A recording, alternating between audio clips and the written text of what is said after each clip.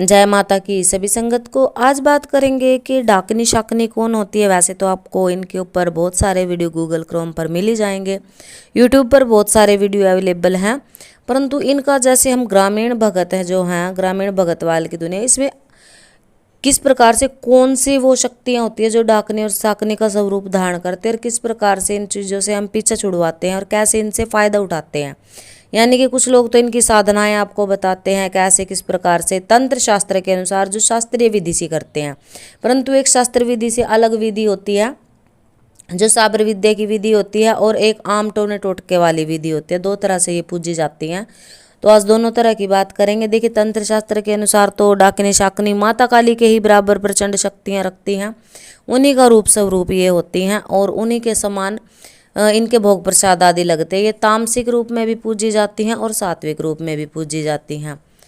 तो जो लोग इनकी साधनाएं करते हैं, पहले तो ये उनकी साधना के समय में परीक्षा लेती हैं बहुत ही सुंदर रूप धारण करके, परंतु शास्त्रों के अनुसार इनका रूप बहुत ही भयंकर बताया गया है, डरावना बताया गया है। काले वस्त्र धारण करने वाली होती है ये, और जो इनकी साधना कर लेता है तो उसको ये भूतकाल, भविष्यकाल, वर्तमान काल सभी प्रकार की जानकारियाँ देती है। उनके सर्वार्थ कार्य सिद्धि के लिए बहुत जल्दी कार्य करती हैं। और इनको तामसिक रूप में भी पूजा जाता है, जैसे कहीं बकरे की बलि पे इनको मना लेते हैं, कहीं मुर्गे की बलि पे, कोई अंडे पे मना लेता है। यानी कि साधना के दौरान आपको इनके भोग प्रसाद निकालने पड़ते हैं। उजाड़ स्थान में रख देते हैं कोई लोग तो, क्योंकि उजाड़ स्थानों में नदी के किनारे जैसे जल प्रवाह भी किया जाता है इनके नाम का भोग प्रसाद, तो इस तरह की जगह पर इनका वास होता है। तो अब बात करेंगे कि ग्रामीण भगतवाल में और हम जैसे लोग जो हैं चौकी दरबारों से इनका कैसे इलाज किया जाता है। वैसे तो तंत्र शास्त्र के अनुसार अगर बात करें तो इनके पाठ होते हैं, इनकी बहुत बड़ी बड़ी पूजा देनी पड़ती है, तामसिक भोग पर इनको चलाया जाता है, परंतु हम लोग क्या करते हैं कि मीठे भोग पर इनको मना लेते हैं। और कौन सी शक्ति होती है इसके ऊपर बात करेंगे। देखिए, अगर आपके घर में कोई स्त्री अकाल मृत्यु को प्राप्त हो गई है विवाह के बाद, शादी के बाद, तो उसको शाकनी का रूप दिया जाता है। और हमारे दरबार से 2 ऐसी स्त्रियां थी जिनको शाकनी की बाधा थी और उनका इलाज भी हमने किया है सफलतापूर्वक।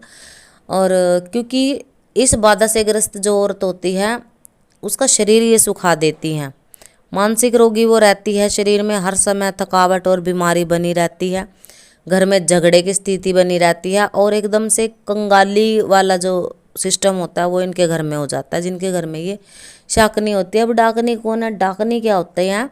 जो मोहिनी होती है, यानी कि जो किसी के प्रेम में या फिर गर्भावस्था में गुजर जाती हैं स्त्रियां और वो भयंकर प्रेतिन बनती है। यानी कि शाकनी का और मोहिनियों का मिला जुला स्वरूप जो होता है वो डाकनी कहा गया है। जो भगतवाल है, जो हमें जानकारी गुरुओं से प्राप्त हुई है, उसी के आधार पर हम बोल रहे हैं। इसका इलाज भी किया है सफलतापूर्वक, बिल्कुल कोई टोटके से नहीं।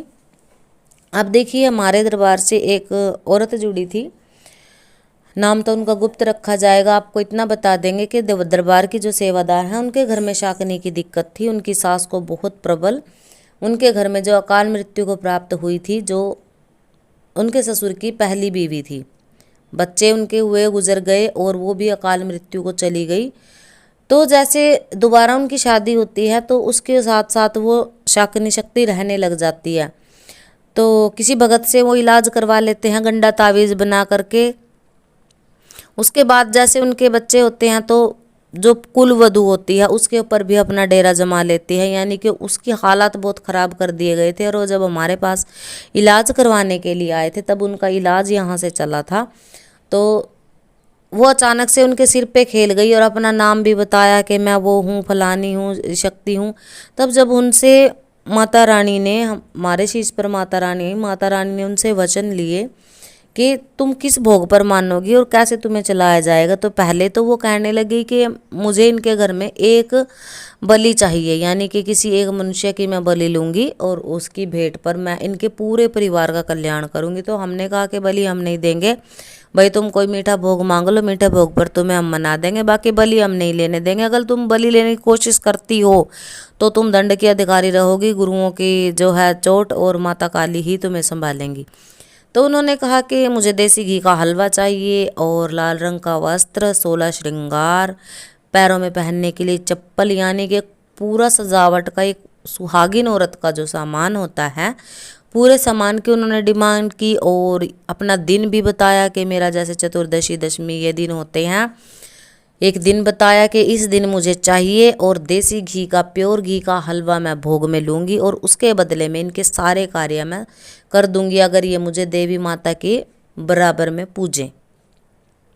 यानी कि उनके घर में जैसे माता दूतनी, माँ मदानन की लागती, तो उन्हीं के साथ ये शक्तियाँ चलती हैं, यानी कि उनके नीचे इस शक्ति को पुजवा दिया जाता है। कुल मिलाकर के इनकी पूजा करी जाती है, क्योंकि ये भी प्रेतिन बन जाती हैं और जब माता के साथ इनके वचन हो जाते हैं तो ये एक मतलब सात्विक और अच्छी शक्ति के रूप में, यानी कि हमारी भलाई में फिर कार्य करने लग जाती हैं। देखिए ये बहुत ही ऊर्जावान भगत का काम होता है, क्योंकि माता काली के जो मंत्र हैं उन्हीं से इनको बांधा जाता है, बंधन इनका कर दिया जाता है और बंधन करके इनसे वचन ले लिए जाते हैं, ये प्रोसेस रहती है। तो जैसे ही उन लोगों से उनके वचन हुए तो कुछ ही समय में, यानी कि 1.25 महीने के अंदर अंदर उनके घर से जो दिक्कत थी शरीर की, जो प्रेत बाधा बन करके उनको ये सता रही थी, वो दिक्कत ख़त्म हो गई। और ख़त्म होने के बाद घर में धीरे धीरे कार्य उनके चलने लगे। रुके हुए जो कार्य थे, बरकत जो रुकी हुई, तो धीरे धीरे घर में रौनक आने लगी और शरीर भी ठीक रहने लगा जिनके ऊपर ये बाधा थी। और इनके बहुत भारी नुकसान होते हैं अगर आप इनका भोग प्रसाद समय पर नहीं देते हो, जो इन्होंने आपसे मांगा है। अगर आप भोग प्रसाद समय पर नहीं देते हो तो ये बहुत ही बुरे तरीके से आपको परेशान करती हैं, आपका यहाँ तक कि जान भी ले लेती हैं, खून की उल्टियाँ करवा करवा के मारती हैं ये, अगर आप समय पे इनका भोग प्रसाद नहीं देते हो। तो जिस भी भोग पे कोई भगत, कोई तांत्रिक इनको मना देता है, वो भोग देते रहिए।